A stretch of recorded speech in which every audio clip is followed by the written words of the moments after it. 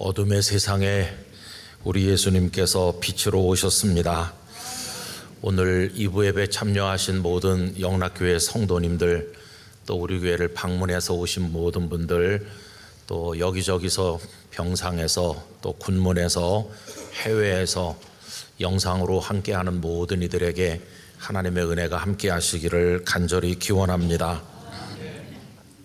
12월도 벌써 절반이 지나서 오늘이 15일이 되었습니다. 얼마 남지 않았는데 하루하루 하나님의 뜻 안에서 진지한 삶으로 올 한 해를 잘 믿음으로 마무리하시기를 바라고, 또 새해를 소망 가운데 출발하시기를 간절히 기원합니다. 얼마 전에 나무로 조각을 하는 분을 알게 되어서 그분의 작업실 그리고 전시실을 갔던 적이 있습니다. 이런 큰 나무 덩어리를 자르기도 하고 혹은 또 깎기도 하고 다양한 노력을 통해서 작품을 만드는데 예수님 상들도 많이 있었고 12사도상도 많이 있었습니다.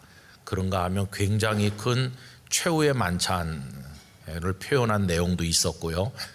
다양한 작품들을 거기서 볼 수 있었는데 제 마음에 가장 남은 것은 그다지 크지 않은 한 요만한 작품이었습니다. 그 예수님의 못 박히신 거친 두 발을 표현한 것인데, 한쪽 발은 발 전체가 있고 한쪽은 그 발이 한 절반만 있는 그런 작품이었습니다. 근데 이분이 그 작품을 언제 만들었는가 했더니 17살 때 만드셨다고 해요. 그리고 한경직 목사님 사랑을 많이 받으신 분이라고 하면서 한 목사님께서도 그 예수님의 못 박히신 두 발, 그거를 굉장히 마음에 들어 하셨다고 합니다.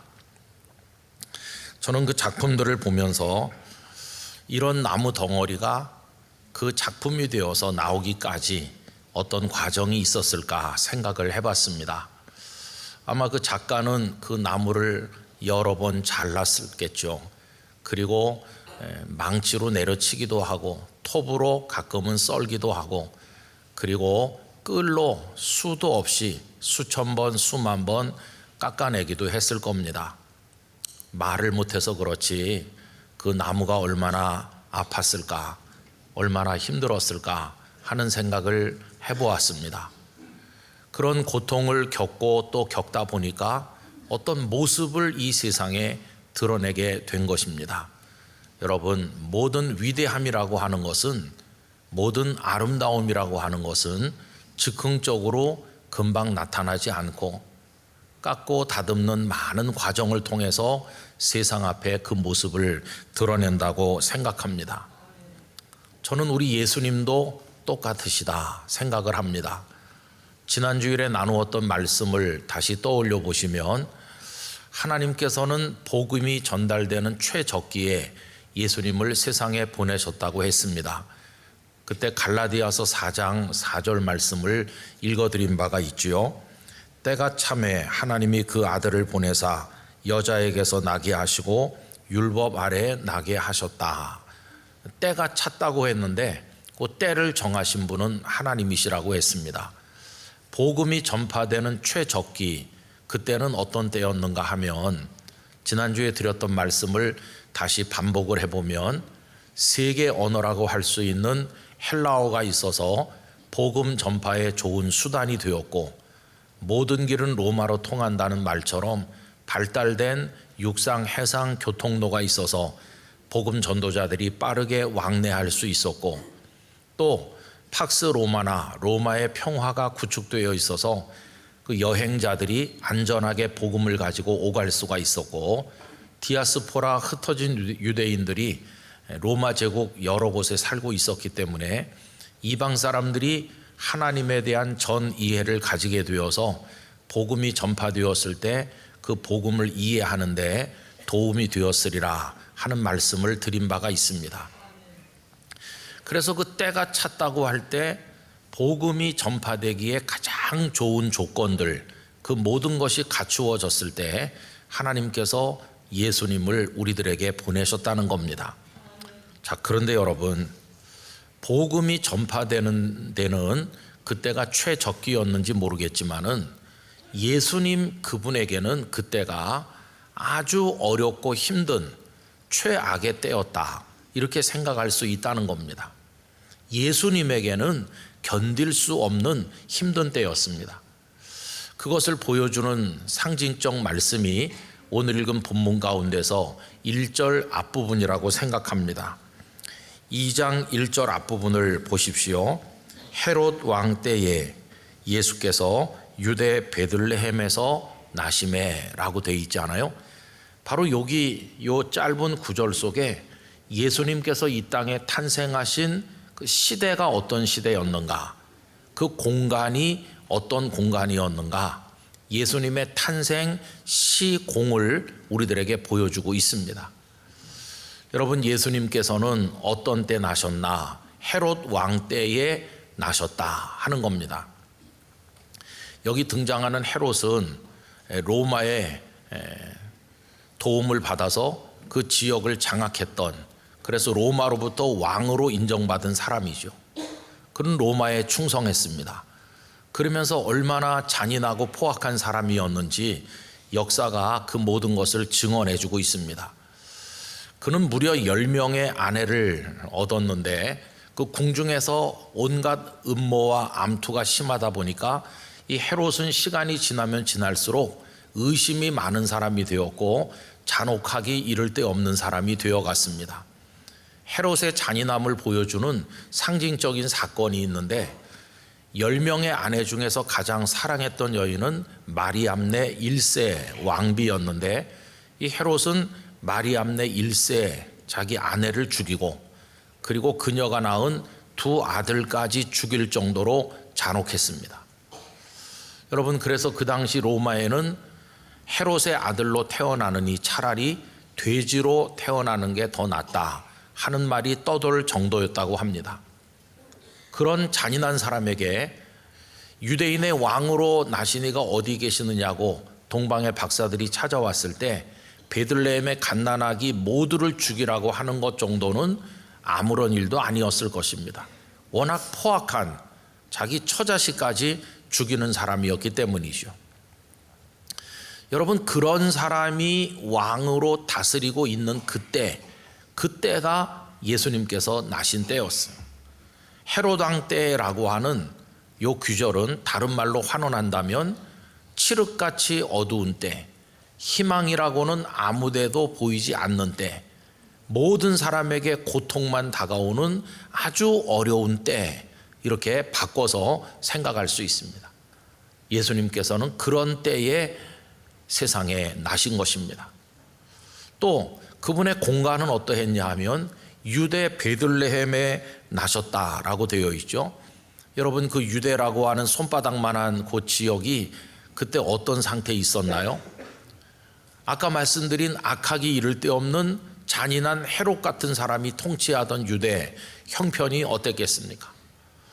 로마의 식민지로 신음하는 유대였습니다. 가혹한 세금이 부과되었고 그리고 곳곳에 십자가가 세워져서 이런저런 이유로 많은 사람들이 처형당하는, 그런 억압당하는 그런 유대였습니다. 이 헤롯이 다스리다가 죽은 이후에 그의 아들 아켈라오가 얼마 동안 통치를 하다가 아켈라오가 축출된 다음에는 로마인 총독이 직접 파송을 받아서 다스리게 되었는데 몇 년마다 임무 교대를 하는 중에 5번째 총독으로 부임한 사람이 예수님을 십자가에 못 박게 한 빌라도죠. 이게 유다의 상황이었습니다. 여러분, 얼마나 유랑민들이 많이 떠돌아다녔나 하는 것 또한 우리들에게 보여주고 있는데 그 당시 경제가 다 무너져서 가난한 서민들이 정말로 많았다고 합니다. 우리가 복음서 말씀을 읽을 때 익숙하게 접하는 예수님께서 떡 5개 물고기 2마리로 남자만 5,000명을 먹이는 놀라운 이적을 행하신 것이 마태복음부터 요한복음까지 4복음서에 다 나와 있는데 이 사건을 우리는 예수님의 엄청난 능력으로 많은 사람을 먹이셨다는데 초점을 맞춰서 읽을 때가 대부분이지만 그 상황을 어떤 사회학적인 눈으로 들여다보면 그 사회가 얼마나 어려운 사회였나 하는 것을 알 수 있죠. 여러분, 대낮에 남자들이 5,000명씩 모인다는 건 뭘 말해주느냐 하면 일거리 없는 불쌍한 남자가 많다는 것을 보여주는 겁니다.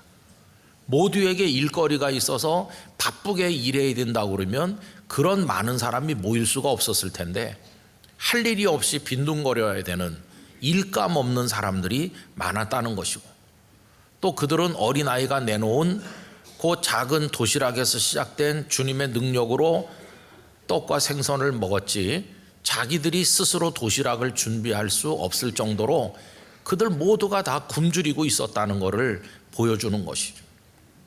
그게 그 시대의 참상이었습니다. 그렇게 어려운 유대인들에게 희망이 있다고 한다면은 예루살렘 성전뿐이었겠죠. 그래도 성전이 우리에게 있으니 이 성전에서 하나님께 제사를 드리니 우리에게 희망이 있지 않을까라고 생각을 했을 텐데 이미 그 성전은 땅바닥에 권위가 떨어진 지 오래였습니다. 헤롯 같은 사람이 제사장을 폐하기도 하고 세우기도 하는, 대제사장이 헤롯의 판단에 따라서 바뀌기도 하는 그런 시대이다 보니까 이 권력과 거룩한 성전이 결탁할 수밖에 없었고, 성전은 이미 권력의 시녀처럼 전락한 지가 오래였습니다. 그런 성전이 어떻게 백성들의 영혼을 위로할 수가 있었겠나 하는 것입니다. 여러분, 이런 것이 그 당시 유대 상황이었습니다. 그러니 예수님께서 탄생하신 그 삶의 공간이라고 하는 게 얼마나 갑갑한 곳이었는가 하는 것을 알 수 있죠.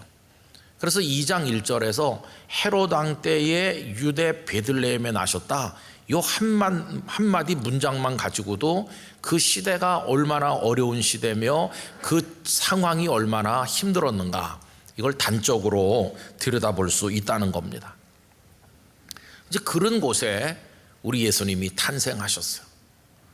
예수님 탄생하시고 나서 십자가에 달려 부활 승리하시기까지 그 수십 년 동안 얼마나 예수님의 인생이, 예수님의 그 사역이 고단하고 어려웠는지 말로 다 알 수 없습니다.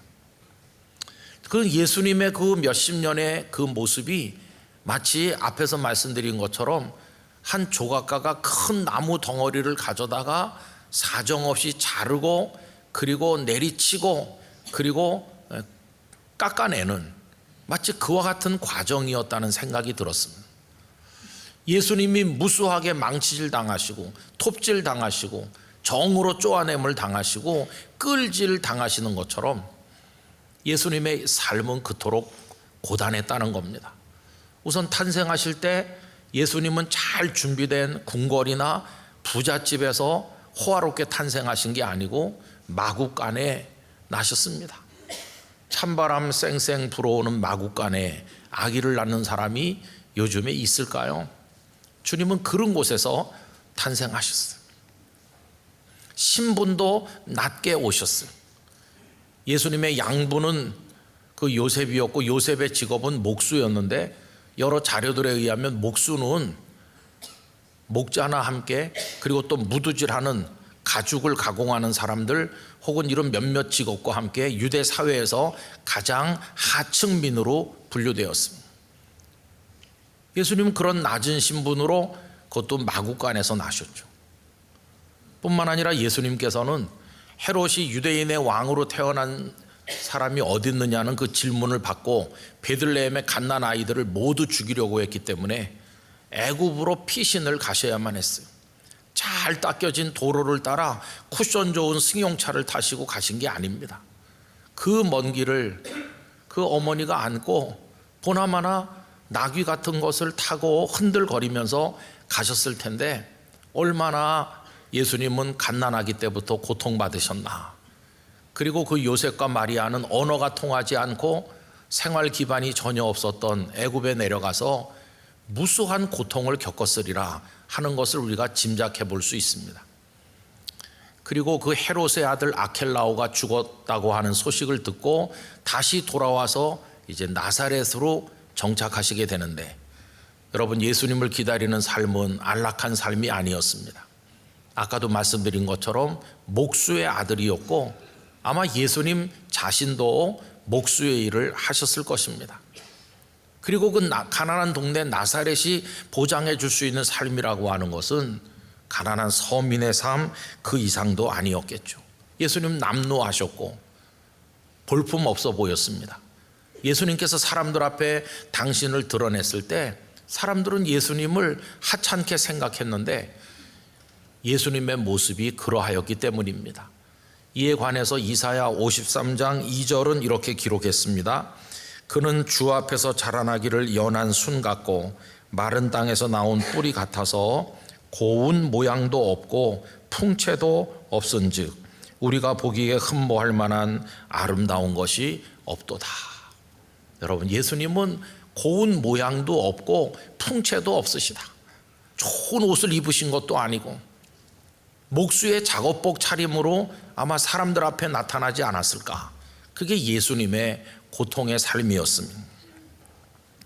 이래서 예수님은 이제 메시아의 사역을 시작하셔서 이 마을 저 마을에 다니시면서 하나님의 말씀을 전하기 시작했는데 사람들이 예수님을 진심으로 존경했나요? 아닙니다. 대제사장들, 바리새인들, 서기관들, 사두개인들, 백성의 장로들, 그들은 예수님을 얼마나 미워하고 예수님을 심지어 죽이려고 했는지 복음서가 그대로 증언하고 있는 터이고, 그러면 일반 무리들은 어땠을까요? 그 무리들은 열광하면서 달려왔지만 자기들이 원하는 것을 받은 다음에는 썰물 빠져나가듯이 다 떠나는 사람들이었을 뿐 중심으로부터 예수님을 사랑하는 사람들은 거의 없었습니다. 많은 사람들에게 시달리시고 미움받으시고 손가락질 받으시고 조롱받으시고 사람들에게 천대 받으셨습니다. 이게 예수님의 고단한 메시아 사역이었습니다. 저는 예수님께서 마구간에 나신 그때부터 겪어오신 이 많은 과정들이 예수님의 몸이 잘려나가고 예수님께서 망치질을 당하시고 끌질 당하시고 사정없이 쪼아대는 그런 과정이었다고 생각합니다. 그러다가 맨 마지막에 예수님께서는 십자가에 매달리셨죠. 그 거친 십자가의 가시가 예수님의 온몸을 찌르고 가시 면류관이 예수님의 이마를 찢어서 피가 흘러내리는 겁니다. 그리고 큰 못을 로마 병정이 거친 망치질로 두 손과 두 발에 박아 넣을 때, 그래서 예수님 십자가 위에 달리셨을 때, 그때가 예수님이라고 하는 작품이 완성되는 순간이 아니었나. 그 거친 로마 병정의 망치질이 마치 그 조각가가 다 됐어 그러면서 마지막 망치질을 하는 순간과 같지 않았나, 그런 생각을 해보게 되는 거죠. 어제 이 설교 원고를 작성을 해서 보내면서 예수님이 매달려 그 망치질 당하는 순간을 보면서 그 조각가의 손에 들려있는 그 나무 덩어리가 작품으로 만들어가는 과정이 생각이 났습니다. 여러분, 예전에 우리가 많이 불렀던 찬양인데 요즘은 잘 부르지 않는 찬양이 있죠. 세계의 못이라고 하는 찬양을 기억하십니까? 그때 그 무리들이 예수님 못 박았네, 녹슨 세계의 그 못으로 망치 소리 내 맘을 울리면서 들렸네, 그 피로 내 죄 씻었네. 그 망치 소리가 예수님을 막 깎고 두드려서 어떤 작품을 만드는 것처럼 그렇게 제 마음속에 들렸습니다. 성도 여러분, 그래서 예수님은 그 모습을 온 세상에, 그 위대하심을, 우리의 유일한 생명의 구주이심을, 하나님의 아들이심을 나타내 보이시게 된 것입니다. 그런데 우리가 하나 기억할 것이 있습니다. 그것은 예수님께서 겪으신 그 모든 과정이 당신의 의지와 상관없이 억지로 겪으신 게 아니라는 것입니다. 예수님은 오히려 스스로 당신 자신을 조각하신 분입니다. 요한복음 19장 30절에 이런 말씀이 있죠. 예수께서 신 포도주를 받으신 후에 이르시되 다 이루었다 하시고 머리를 숙이니 영혼이 떠나 가시니라. 다 이루었다는 것은 조각가가 마지막에 하는 얘기입니다. 작품이 완성됐다, 다 이루었다는 건데, 예수님은 능동적으로 주체적으로 당신이 주도하셔서 그 모든 걸 이루시고 온 세상 앞에 다 이루었다고 선언하신 것입니다. 예수님은 조각 당하신 것이 아니라 조각가가 되셔서 당신 자신을 조각하셨구나. 세상 사람들이 그분을 하나님의 아드님이심을, 구세주 되심을, 메시아 되심을 전혀 알아보지 못하기 때문에 당신의 모습을 알아보도록 하시기 위해서 당신 자신을 내리치시고 깎아내시고 만드셔서 사람들이 알아볼 수 있게 하셨구나. 그래서 그 고통이 누적되면서 조금씩 모습이 갖춰지기 시작했는데, 처음에 사람들은 랍비라고 그분을 바라보더니 나중에는 선지자인가 하면서 바라보다가 어떤 사람들은 능력 많은 치유자로 그렇게 예수님을 바라보기도 했었죠. 그러다가 맨 마지막에 그 망치 소리와 함께 못이 예수님의 손과 발에 박히는 그 순간, 예수님은 생명의 구원자로, 하나님의 아들로, 우리를 구원하신 유일한 메시아로 그 모습이 완성되셔서 사람들이 알아볼 수 있도록 온 세상 앞에 당신을 나타내 보이신 것입니다. 그래서 다 이루었다고 말씀을 하신 것입니다. 여러분, 예수님의 모습이 사람들이 알아볼 수 있도록 나타나게 되니까 눈이 가려서 보지 못하던 사람들이 드디어 예수님을 보게 되었는데, 예를 한 사람 든다면 예수님의 제자이면서도 예수님을 제대로 알지 못했던 도마를 예를 들 수 있습니다.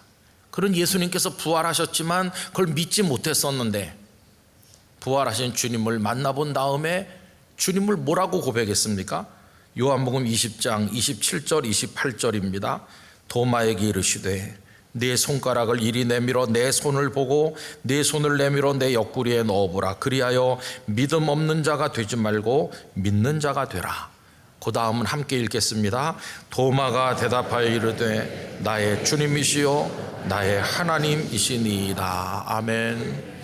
오늘 2부에 예배하는 성도님들도 눈이 열리시기를 바랍니다.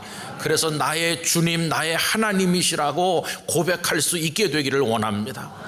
나무 덩어리네 이렇게 바라보는 게 아니라 처음부터 메시아이셨는데 알아보지 못했던 이들의 눈이 열리면서 이제는 나의 주님이심을 내가 믿습니다. 나의 하나님이심을 이제서야 내가 뵙고 경배합니다. 그렇게 주님을 보는 눈이 열려야만 될 것입니다.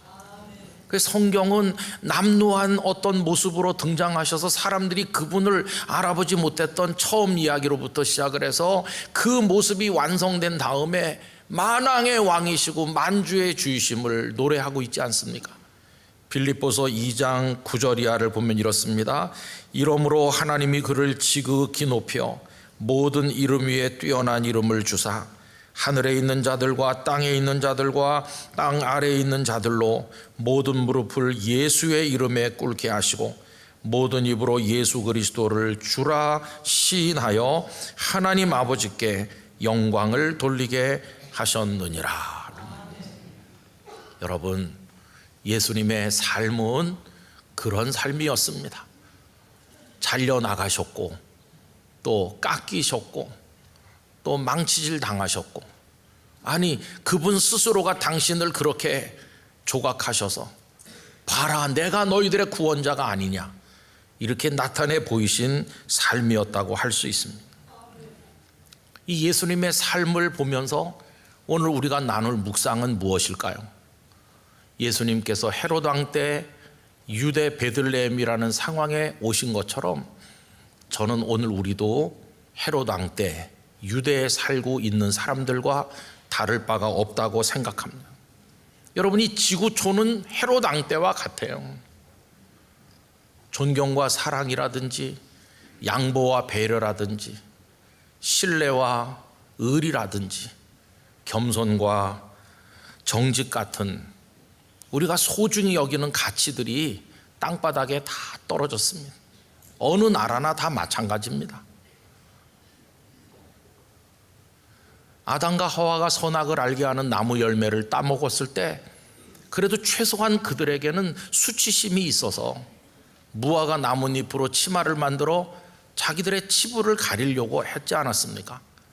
그들에게는 수치심이 있었죠.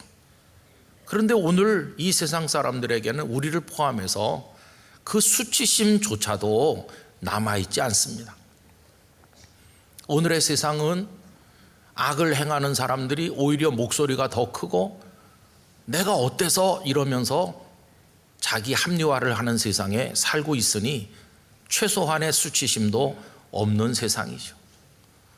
이 나라 저 나라 진정으로 백성을 사랑하고 인도하는 그런 참된 지도자가 있나 하고 기웃거려 보면 어느 나라도 그런 지도자가 있는 것처럼 보이지 않습니다.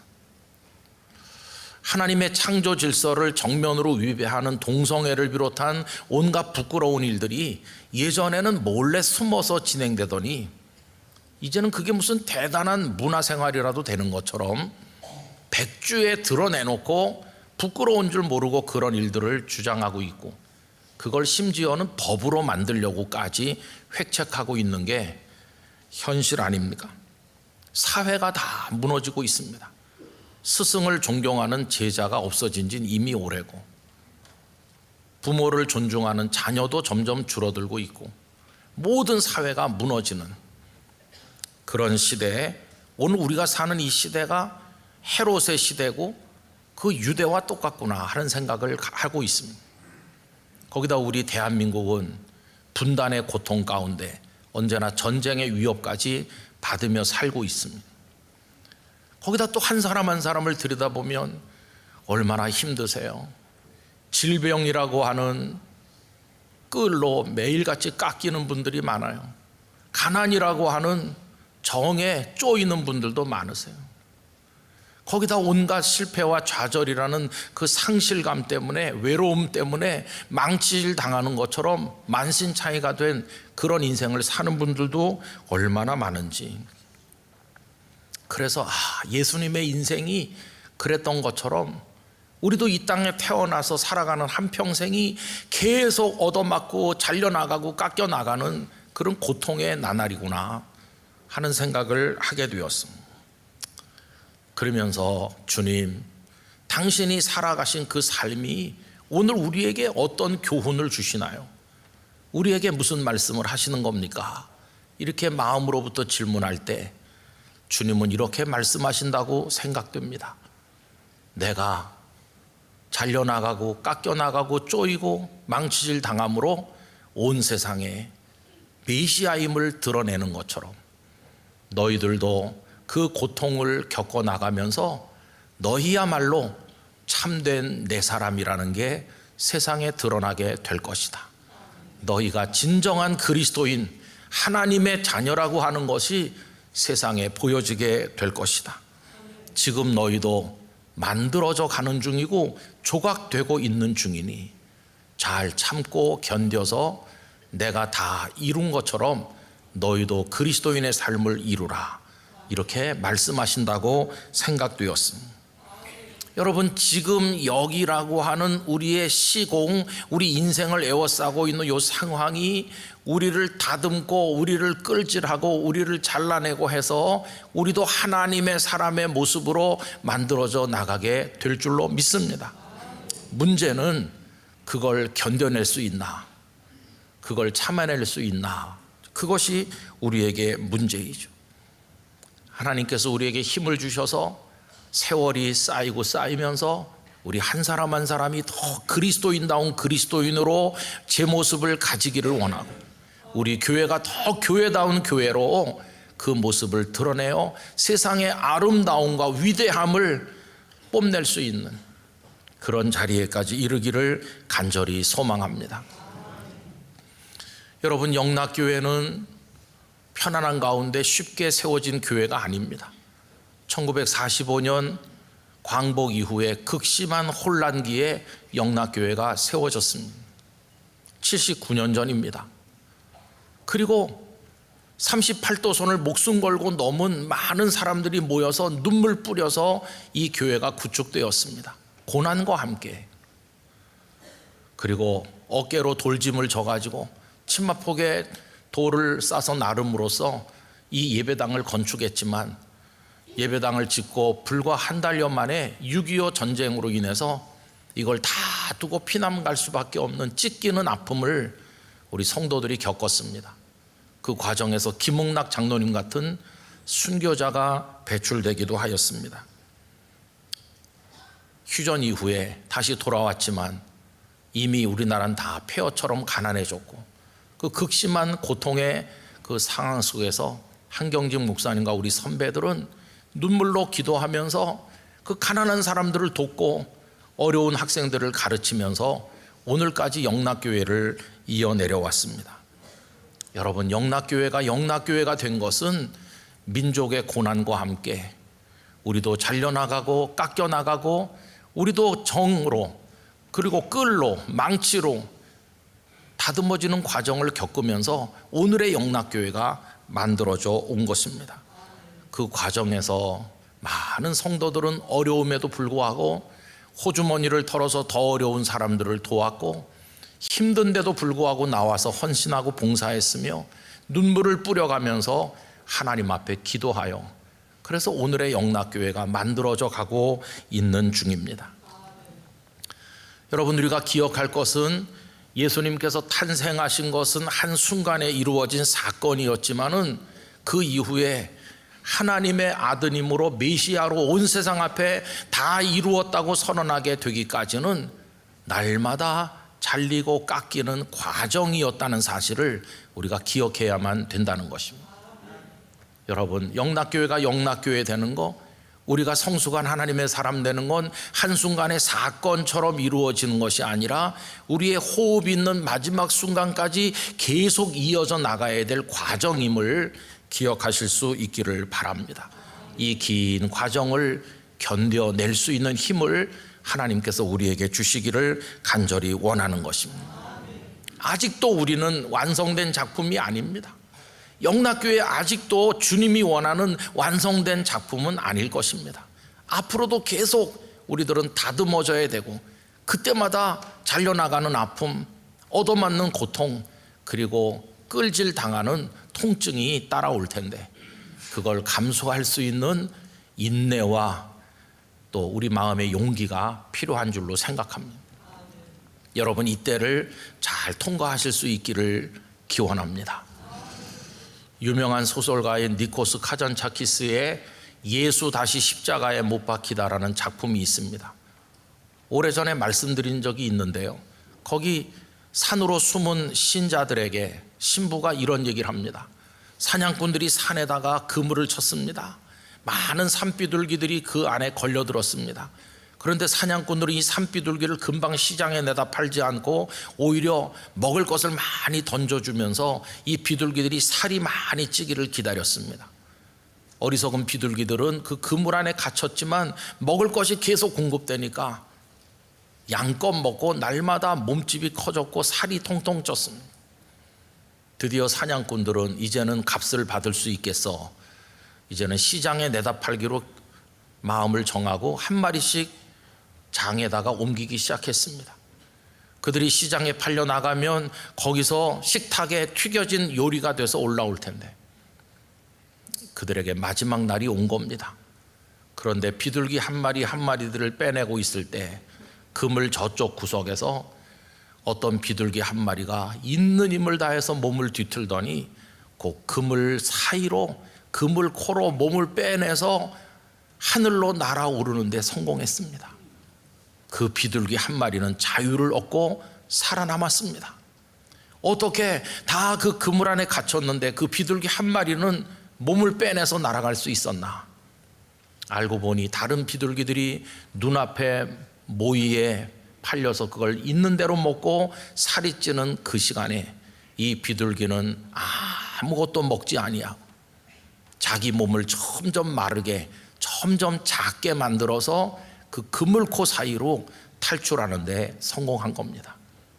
여러분, 지금은 우리가 이 산에 피신했고 고통을 받는 시간이지만 이 시간을 잘 견디면 우리는 끝까지 하나님의 사람으로 살아남을 수 있을 것입니다. 그때까지 인내하고 견뎌야 됩니다. 이렇게 이야기하는 대목이 나옵니다. 여러분, 저는 그 이야기를 오늘 이부예배 오신 성도님들에게 드리고 싶습니다. 우리도 지금 계속 잘려나가고 정으로 쪼이고 끌로 깎이면서 인생의 여러 가지 아픔과 고난을 겪고 있지만 시간이 더 지나면 우리가 인내할 수만 있다면 그리스도인다운 그리스도인으로, 교회다운 교회로 우리가 만들어져 나갈 것이라고 믿습니다. 그때까지 우리보다 먼저 그 과정을 통과하신 주님을 바라보면서 엎드려 기도하면서 하루하루를 잘 통과해 나가는 성도님들 되시기를 바랍니다. 저는 대한민국도 지금 잘리고 찢기고 있는 중이라고 생각합니다. 대통령 탄핵이라고 하는, 그걸 원하든 원하지 않든 온 세계 사람들 앞에 우리가 피 흘리는 모습을 지금 보여주고 있는데, 이 과정을 우리가 잘 견딜 수만 있다면 대한민국도 더 건강한 나라로 깎여져서 작품이 될 거라고 믿습니다. 더 빛나는 나라가 될 줄로 믿고 동방의 등불 같은 나라가 돼서 전 세계 복음의 깃발을 높이 들 날이 올 것을 희망합니다. 여러분, 그때까지는 우리가 잘 견디면서 기도하면서 하나님 앞에 나가야 되겠습니다. 이것이 이 땅에 오셔서 우리보다 먼저 그 지난한 고통의 삶을 통해서 완벽한 메시아로 우리 앞에 등장하신 그 예수님을 영접하는 또 하나의 방법이 될 것이고, 이 성탄을 진지하게 살아가는 모습이 되리라 생각하는 것입니다. 우리 한 사람 한 사람에게 그러한 믿음 주시기를 간절히 축원합니다. 기도하겠습니다.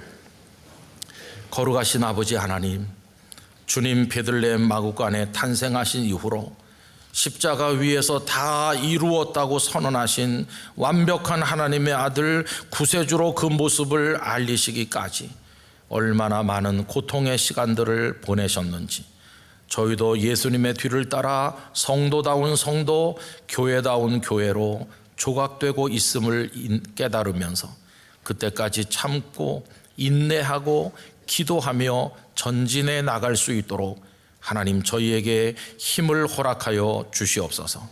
대한민국에도 그러한 은혜를 허락하여 주시옵소서. 예수님의 이름으로 기도하옵나이다. 아멘.